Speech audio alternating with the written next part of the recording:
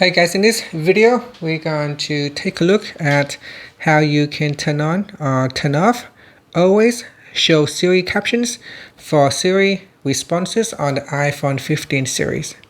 First, let's go back to the home screen by swiping up at the bottom of the screen. From the home screen, tap on the settings. Then in the settings page, we scroll down and tap on Siri and search. Next, in here, tap on Siri responses. And then we go down and tap on always show Siri captions. Tap on the toggle button to turn on or turn off Siri captions.